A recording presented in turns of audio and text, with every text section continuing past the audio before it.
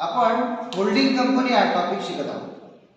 पहिले 5 एक्झाम्पल्स आपण वेगवेगळ्या कन्सेप्ट मध्ये बघितले.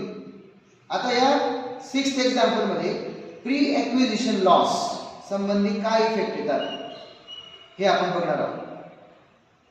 दिलेल्या एक्झाम्पल मध्ये सर्वप्रथम आपण वर्किंग नोट करतो रेशो.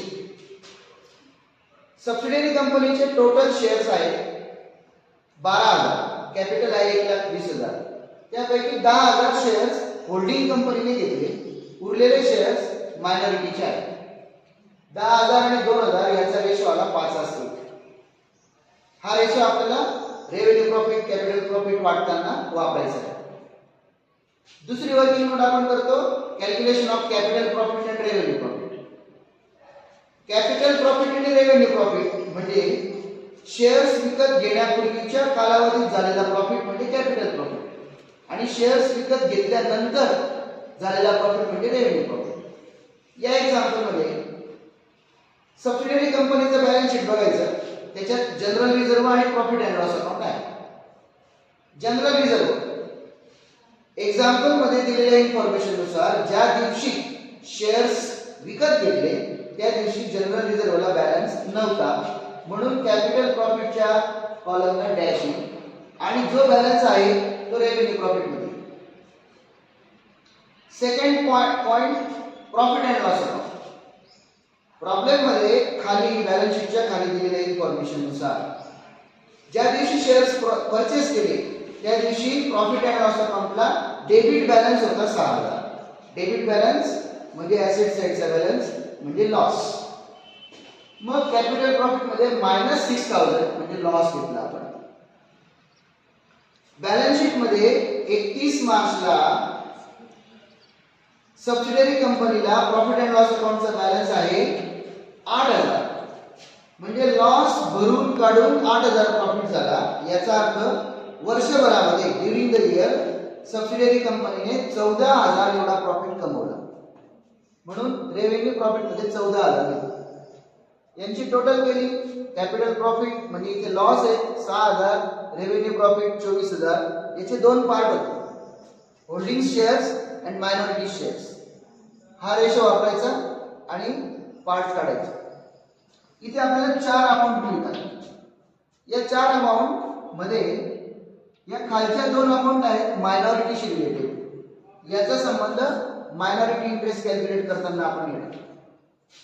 होल्डिंगच्या ज्या 2 अमाउंट आहेत याच्यात हा जो हिस्सा आहे रेव्हेन्यू प्रॉफिटचा हा बॅलन्स शीट मध्ये होल्डिंग कंपनीच्या प्रॉफिट अँड लॉस अकाउंट मध्ये ऍड होईल आणि हा जो पार्ट आहे कॅपिटल प्रॉफिट किंवा इथे कॅपिटल लॉसचा तो कॉस्ट ऑफ कंट्रोल किंवा गुडविल कॅल्क्युलेशन मध्ये कन्सिडर होईल. पुढची वर्किंग नोट आपण करतो cost of control. Cost of कंट्रोलच्या 3 स्टेप्स आहेत. पहिली स्टेप परचेस प्राइस किती मायनस त्याची फेस व्हॅल्यू म्हणजे जे शेअर्स खरेदी केले ते किती किमतीला घेतले आणि त्याची मूळ किंमत दर्शनी किंमत फेस व्हॅल्यू त्याचा डिफरन्स म्हणजे एक्सेस किती पेड केले. आणि तिसरा पार्ट असतो कॅपिटल प्रॉफिट असेल तर तो आपण लेस करतो. इथे कॅपिटल लॉस आहे तो ऍड होईल म्हणजे 25,000 गुडविल. त्यानंतर पुढचं कॅल्क्युलेशन आपण करतो मायनॉरिटी इंटरेस्ट. मायनॉरिटी इंटरेस्ट मध्ये 3 गोष्टी आपण कन्सिडर करतो.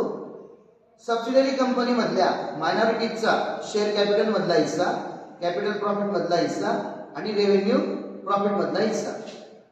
इथे शेअर कॅपिटल मध्ये 20,000, कॅपिटल प्रॉफिट नसून कॅपिटल लॉस आहे निगेटिव्ह फिगर आहे ती ब्रॅकेट मध्ये लिहिली आणि रेव्हेन्यू प्रॉफिटचा हिस्सा मायनॉरिटी इंटरेस्ट आला 23,000. मग आपण बॅलन्स शीट करणार.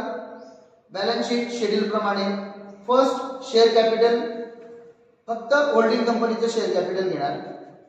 Second reserve and surplus. General reserve holding कंपनीचा balance 50,000, profit and loss account holding कंपनीचा बॅलन्स शीट मध्ये दिलेला बॅलन्स 30,000 प्लस हा रेव्हेन्यू प्रॉफिट मधला हिस्सा टोटल 1,00,000. मायनॉरिटी इंटरेस्टची अमाउंट इथे लायबिलिटी साइडला घेणार. करंट लायबिलिटीज घेताना इंटर कंपनी ट्रान्झॅक्शन्सचा विचार इथे करावा लागतो. क्रेडिटर्स होल्डिंग सबसिडियरी मिळून 45,000 आहेत. पण इंटर कंपनी इंडेप्टेडनेस ट्रान्झॅक्शन्स 10,000 मायनस होती. त्याच पद्धतीने बिल्स पेएबलला पण इंटर कंपनी ट्रान्झॅक्शनचे 10,000 मायनस होतील आणि हे लायबिलिटी साइड पूर्ण होईल. त्याचबरोबर ऍसेट साइड करताना आधी आपण फिक्स ऍसेट घेतो. फिक्स ऍसेट मध्ये पहिल्या क्रमांकाला गुडविल येतं. इथे आपण गुडविल काढलेला आहे 25,000 ते घेतलेले. त्यानंतर बिल्डिंग्स, इतर काही ऍसेट असतात होल्डिंग आणि सबसिडियरीचे ऍड केले जातात. त्यानंतर करंट ऍसेट्स मध्ये करंट लायबिलिटीज प्रमाणेच विचार करायचा आणि इंटर कंपनी ट्रान्झॅक्शन्सची अमाउंट मायनस करायची. स्टॉक, डेटर्स, बिल्स रिसिवेबल्स आणि अशा पद्धतीने हे बॅलन्स शीट आपण तयार करायचं.